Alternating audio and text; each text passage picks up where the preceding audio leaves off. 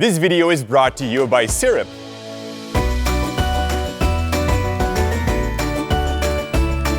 A couple of months ago, Syrp sent us a very interesting slider with a motion-controlled option. Now, we've already showed it in one of our copycat episodes and have used it for many product shots. Now, it has been working great ever since we got it, and Syrp calls it the Magic Carpet Pro, and the heavy-duty slider works super great together with our Red camera. And although that we're gonna work with the slider from Syrp, the 5 tips that I have for you today can be created with any motion-controlled slider.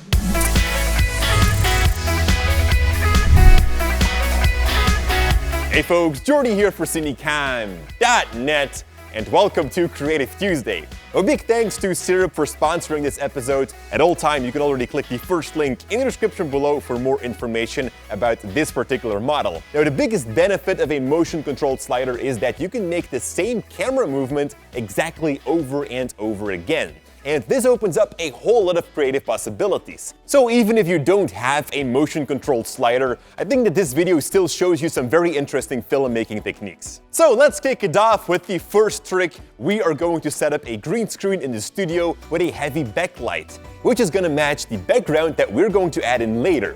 Now program your slider to let it make an interesting movement. With the Syrp slider, we can do that through their mobile app. Then take your slider outside and film some interesting backgrounds while your slider is doing that exact same movements. Now after that we pull the green key, the shot is not going to be that exciting, but since we have our talent now on a different layer, it does open up some new possibilities, for example to add a ton of new other elements in the background or even do a complete set extension. After some fine-tuning and color corrections, you've just placed yourself into a sci-fi world with a camera motion, and that is the unique thing about it. By the way guys, all of the techniques that I just went over very quickly now are all covered in our Adobe After Effects class. I'll also leave a link to that one in the description below.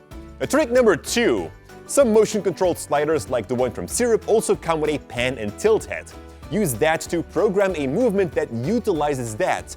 You could also let it slide if you want. Now there are 2 creative things that I want to do. The first one is going to be to let the slider stay at one fixed place. I'm recording the entire movement at several different times a day. Unfortunately, because the weather has been so unpredictable lately, I'm gonna have to do this inside through a window. After you got a couple of shots, you can synchronize the movements in post and cut to different shots. And because the movement is the same every time, it will create a very interesting result. A second use of this technique is where you move the slider to different locations. Now, your cuts will not be as smooth since your environment changes, but because the synchronized movement, it still gives you a very unique result. Trick number 3. Very often on our channel we say that you need to shoot your effect from a tripod because we are blending the same shots together. This time we just swapped the tripod with the motion-controlled slider. Now one of the fun tricks is where you wear a green or blue t-shirt and just walk around. When you're done, step out of the frame and also take an empty shot with the same slider movements. In post-production, you pull a chroma key on the t-shirt and mask anything else away. Then place the empty shot underneath and you have yourself a floating head with a camera movement. Trick number 4. Macro lenses are great. Now they can show enormous amount of detail in the smallest objects. Unfortunately, we're going to need a super stable shot since every bump is going to be visible. It's even nearly impossible to get a smooth shot while you push your slider during a macro shot. So that's where the motion control comes in. I'm going to program the Syrp in such a way that the ending position puts my object into focus and I let it start a little bit further away. Now most sliders also come with a ramping features like I can set with the Syrp. And basically you're just creating smooth keyframes like we always say to do in Premiere Pro. And this will let the camera move forward super smooth and gently stop the camera as we have our object in macro focus. And by the way guys, this right here is an old Nikon macro lens. You can find such lenses pretty cheap online, and Nikon users can actually use most of the old lenses without any problem.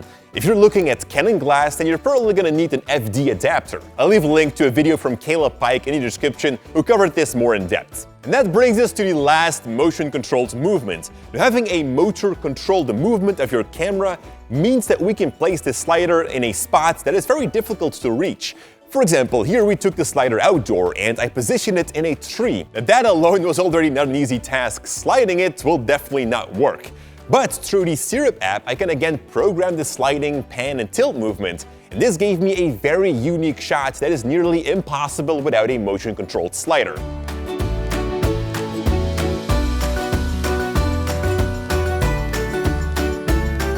those were my 5 motion-controlled camera tricks. Thank you guys so much for watching. Thank you, Syrp, for the support. And as always, stay creative. In Belgium, you have to pay if you have to throw away garbage. Unless you can strip everything apart and have everything like iron, plastic, and everything separately, then you can bring it to the recycle park for free. But I did not knew that there was so much in a car door. This right here is a piece from our short film, by the way.